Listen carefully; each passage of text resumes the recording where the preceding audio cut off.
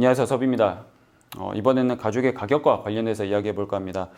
이미 가죽 구매를 많이 해보신 분들 같은 경우는 굳이 보실 필요가 없을 것 같아요. 그런데 가죽 공예를 처음 시작하시거나 아니면 가죽 구매를 처음 해보려고 하시는 분들한테 조금 도움이 될 것 같습니다. 우선 요새 가죽을 온라인이든 오프라인이든 워낙에 이제 활성화가 되어 있잖아요. 뭐 온라인으로도 워낙에 많이 구매를 하시고 그렇게 하시는데, 어찌됐든 온라인으로 구매를 한다고 해서 홈페이지나 뭐나 그런 안내글들을 확인을 해본다든지 아니면 오프라인으로 가서 이 가죽 얼마예요? 라고 물어봤을 때 거기에 뭐가 되어 있냐면 평당가를 얘기를 해줍니다, 보통. 네, 그런 것들이 온라인상으로도 기재가 되어 있어요. 이 가죽의 가격은 평당가가 얼마입니다 라고 얘기를 해주는데, 이 가죽 한 장당 뭐 15만 원입니다 그런 식으로 표기를 하지 않아요. 왜 그러냐면 여기서 단위 면적을 아셔야 됩니다. 가죽을 세는 단위 면적은 우리나라 기준으로 한 평이라는 개념을 쓰고요. 이 한 평은 30cm에 30cm를 곱한 면적을 한 평이라고 합니다.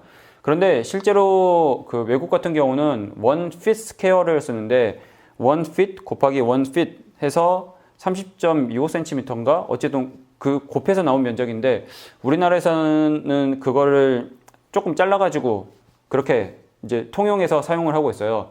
그 원 피스퀘어랑 우리나라의 한 평에 대한 그 조금의 차이에 대해서는 제가 예전에 영상 올려놓은 게 있거든요. 그래서 그 내용을 참고로 해보시면 좋을 것 같고요. 제가 오른쪽 위에 링크를 걸어 드릴게요. 나중에 시간 되시면 한번 보시면 좋을 것 같아요. 어찌되었든 구매를 하려고 하면은 평당가라고 나와 있고요. 그 평당가에다가 실제로 이 가죽의 면적을 곱해서 나온 게 가죽의 가격입니다. 뭐 예를 들어서 인조가죽이나 뭐 천이나 이런 것 같은 경우는 이 폭이 이미 정해져 있고 뭐 1m를 판다, 1야드 기준으로 한다, 뭐 그런 식으로 이제 판매를 하고 있잖아요.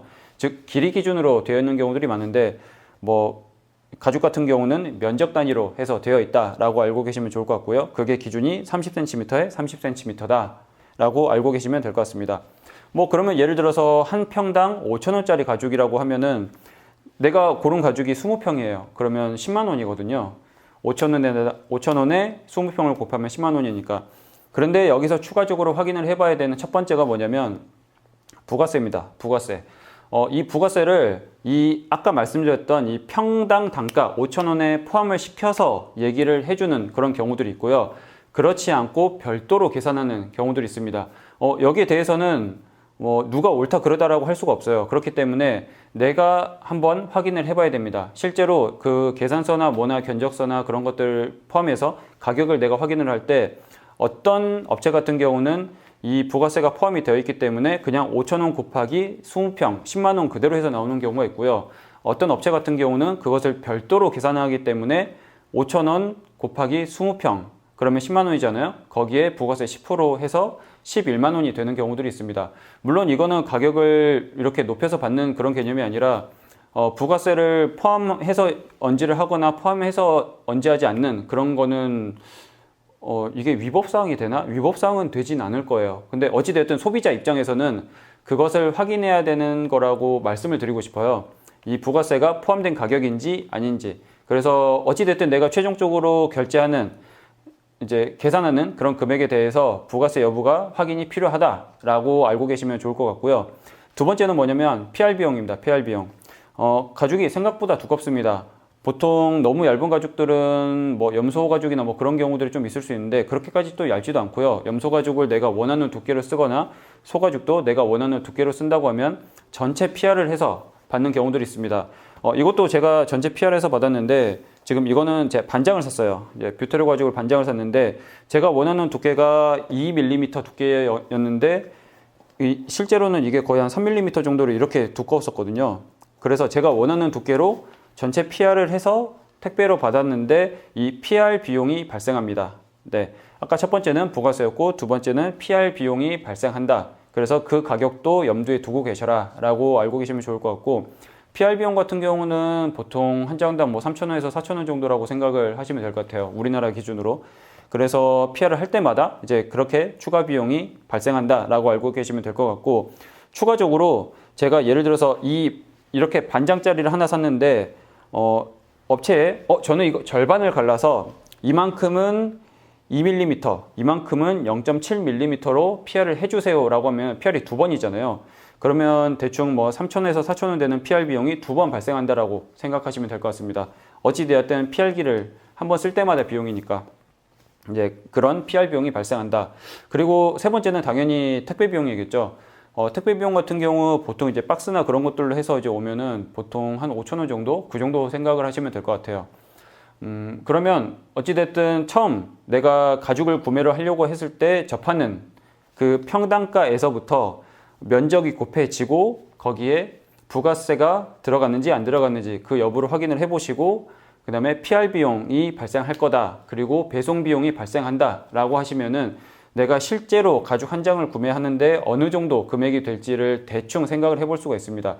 물론 상세한 내용에 대해서는 각각의 업체나 이제 구매하는데 뭐 온라인도 그렇고 오프라인도 그렇고 이제 정확히 이렇게 기재를 해주는데 그렇게 기재해주기 전에도 내가 미리 가늠하고 있으면 나의 예산 범주 내에서 어느 정도를 살 수가 있는지를 확인을 해보실 수가 있겠죠. 그래서 처음 이제 평당 단가 뭐 이거 5,000원짜리 생각보다 얼마 안 되네 라고 생각을 하셨다가 생각보다 비용이 큰 것들을 보시면 이제 깜짝 놀라지 마시고 미리 알고 계시면 조금 더 좋을 것 같습니다. 그리고 이게 첫 번째 전체 금액과 관련된 내용이었고요. 두 번째로 제가 말씀드릴 내용은 로스입니다. 로스는 실제 견적서 말고 내가 가죽을 받아서 실제로 썼을 때 조금 이렇게 손해보는 부위라고 생각하시면 될 것 같아요. 솔직히 이 부위 같은 경우는 이 로스, 손해와 관련된 내용 같은 경우는 조금 여담이라고 보시면 좋을 것 같고요. 이거는 뭐 이제 가죽을 파는 그런 업체나 그런 데하고는 상관없이 가죽 자체가 원래 그럴 수밖에 없는 거고 작업을 하다 보면 조금씩 남는 잉여 부분이 생기기 때문에 어쩔 수 없는 겁니다. 예를 들어서 이 가죽 같은 경우는 전체가 이렇게 조금 이제 반질반질 깔끔히 되어 있죠. 그래서 제가 꽤나 넓게 로스 없이 사용을 할 수가 있습니다. 그럼에도 불구하고 제가 네모나게 좀 크게 쓰고 나면은 이쪽 부위 같은 경우는 얼마 안 남잖아요. 이렇게 곡선으로 되어 있는 부분들 혹은 상처가 조금 있어 버리거나 그런 부분들을 쓸 수가 없기 때문에 그런 부분만큼은 내가 버리는 부분이 될 수밖에 없습니다. 실제로 뭐 예를 들어서 뭐 10만 원어치 해가지고 샀다고 했을 때 그것보다 덜 쓸 수밖에 없는 거죠, 제가. 근데 이런 가죽 말고도 이제 이런 가죽들이 있습니다. 이거는 제가 쓰고 남은 가죽인데 이거는 악어 가죽은 아니고요. 소가죽인데 소가죽에다가 악어 모양을 이렇게 찍은 거죠. 보통 이렇게 무늬가 특정한 무늬가 찍혀 있는 것 같은 경우는 이 무늬를 그대로 살려서 쓰거나 뭐 예를 들어서 가로 패턴이 있는 것 같은 경우는 그 무늬를 써야 되기 때문에 이 부위만큼 쓰고 나서 나머지를 못 쓰게 되는 경우들이 있습니다. 물론 다른 걸로 활용을 할 수 있겠지만 조금 큰 거나 그런 것들을 쓰기에는 확실히 조금 로스 이제 손해율이 조금 높은 편이에요. 그래서 실제로 내가 구매해서 썼을 때 이렇게 민자로 돼 있는 것이나 아니면 일정한 정말 작은 무늬로 찍혀 있는 것보다는 이렇게 큰 무늬로 찍혀 있는 것들이 손해율이 조금 더 크다라고 알고 계시면 좋을 것 같습니다. 그리고 이렇게 찍은 애들 말고도 자, 이 가죽. 이 가죽은 제가 예전에 소개드렸던 슈렁큰이라고 하는 가죽이에요. 이것 같은 경우는 뭐 이제 송아지 가죽을 이렇게 이제 수축시켜서 만든 가죽이라고 보시면 되는데 자연스럽게 수축을 시켜서 텐션이 정말 좋고 이제 밀도감도 높고 이제 그런 장점이 있긴 한데 단점은 뭐냐면 이쪽 부위 보이시죠? 이쪽이 지금 등 쪽이거든요. 이쪽이 제일 고르고 조밀조밀한 부분인데 이쪽 같은 경우는 이 배 안쪽 부분이거든요. 이런 부분은 수축을 시켜 놓으면 텐션도 이제 안 좋고 무늬도 일정하지 않은 좀 예쁘지 않은 그런 부분들이 생깁니다. 이런 부분은 실제로는 저희가 상품화해서 쓸 수가 없어요. 물론 이제 이거를 활용할 수 있겠지만 실제로 만들었을 때 그리 좋지 않은 부분이고요. 이런 부분은 거의 버려내는 부분이라고 쓰지 않는 부분이라고 보시면 됩니다. 이 평수만 해도 거의 한 뭐 반평이 넘어가잖아요. 이 가죽은 좀 비싼 가죽인데 이것만 해도 거의 10,000원 이상이 손해보는 부분이거든요. 그렇기 때문에 이런 손해되는 부분이 가죽의 특성에 따라 있을 수 있다. 실제로 내가 이 정도를 샀는데 거기서 온전히 쓰지 못하는 부분들이 있을 수 있다라고 알고 계시면 좋을 것 같습니다.